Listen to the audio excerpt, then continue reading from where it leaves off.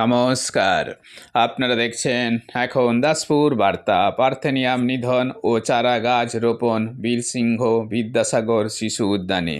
1 মে বৃহস্পতিবার বীরসিংহ ডেভেলপমেন্ট অথরিটির পক্ষে ঘাটাল মহকুমা শাসকের আগ্রহে হয়েছে বীরসিংহ বড় দিঘির পাড়ে আম্রবৃক্ষ চারাদি রোপণ।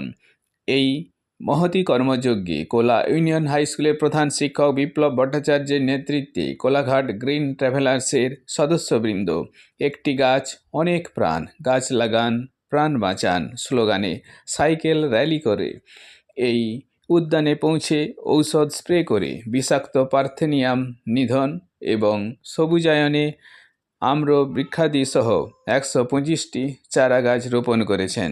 এই কাজে আরও যোগ দিয়েছিলেন ঘাটাল মহকুমা শাসক সুমন বিশ্বাস, বিডিও অভিক বিশ্বাস, ঘাটাল পঞ্চায়েত সমিতির সভাপতি শ্যামলী সর্দার, সহকারী সভাপতি বিকাশ চন্দ্র কর, বীরসিংহ ভগবতী বিদ্যালয়ের ভারপ্রাপ্ত শিক্ষক শক্তিপদ বেরা প্রমুখ সুধীজন।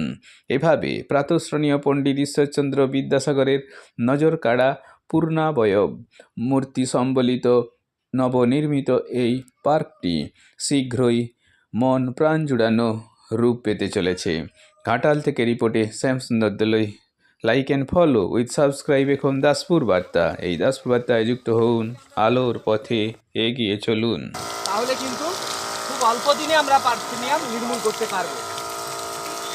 মাসের মধ্যে শুধু নুন জল, আর কিছু নেই না, তাতে মরবে। হ্যাঁ, মাঝে মধ্যে আবার দিতে হবে, 150 গ্রাম নুন। অন্য গাছে দিলে সেগুলো মরে যাবে না তো? না।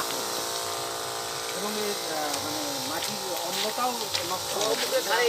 আচ্ছা, আজকে সারাদিনই তো সভাপতি ম্যাডাম আজকে আসুন ওই ভিডিও সাহেব সভাপতি সবাই এসেছে। হ্যাঁ, আমরা গ্রিন ট্রাভেলার্স আজকে কোলাঘাট থেকে এসেছি। আজকে মাননীয় মহকুমা শাসকের আহ্বানে সুমনবাবু দীর্ঘদিন ধরে বড় পুকুরের পাড়ে কিছু গাছ লাগানোর জন্য উনি আহ্বান করছেন। আমরা সময় সুযোগ হয়নি, আজকে এসেছি আমরা সাইকেল র্যালি করে। আমাদের মূলত উদ্দেশ্য পরিবেশ বাঁচানো, আর আমাদের পরিবেশ বাঁচানোর আসল সমাধান হচ্ছে কিছু দূষণকে নিয়ন্ত্রণ করা, তার জন্য সাইকেল চালানো এবং বৃক্ষরোপণ করে পরিবেশের ভারসাম্য বজায় রাখা। তাই আমাদের আজকে 111টি গাছ, এই 125 এসডিও সাহেবকে দিয়ে লাগাতে চাইছি। উনি আসুন। ভিডিও সাহেব আছে, সভাপতি সাহেব, সহকারী সভাপতি ম্যাডাম আছে। আচ্ছা, ম্যাডাম বসুন, সবাই মিলে লাগানো হোক। গাছটাকে বাচ্চা করো কিন্তু। হ্যাঁ স্যার, আছি তো, সবই নিয়ে আসে একটু সুযোগ হতো। ওদিক বাড়ি যেতে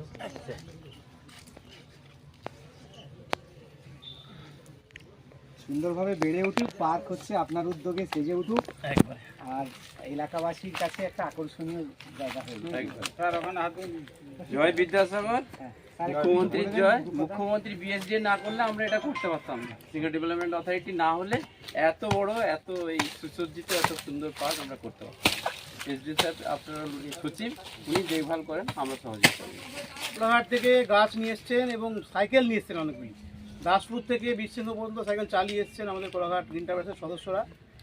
এসডিও সাহেব কিন্তু 9 কিলোমিটার সাইকেল চালিয়েছেন ঘাটাল থেকে সিংনাগার মোড়। আমার ইচ্ছে ছিল পুরোটা চালানোর, কিন্তু অন্য প্রোগ্রামের জন্য চলে যেতে হলো। তো খুব ভালো লাগলো। আমাদের বিপ্লববাবু আছেন, কোলা ইউনিয়ন স্কুলের হেডমাস্টার মশাই বিপ্লব ভট্টাচার্য। ওনাকে আমি দেখেছি, উনি গাছ নিয়ে সারা বছর ধরে কাজ করেন। ব্লাড ডোনেশন ক্যাম্পে গাছের চারা দেন।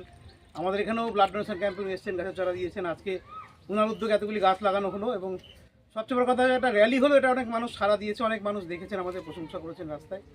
তো এরকমভাবেই সবুজের অভিযান করে যেতে হবে। আমাদের আরও অনেক জায়গা আছে এবং আমরা চেষ্টা করবো যে ঘাটালে যদি এরকম প্রতিষ্ঠান আমরা তৈরি করতে পারি।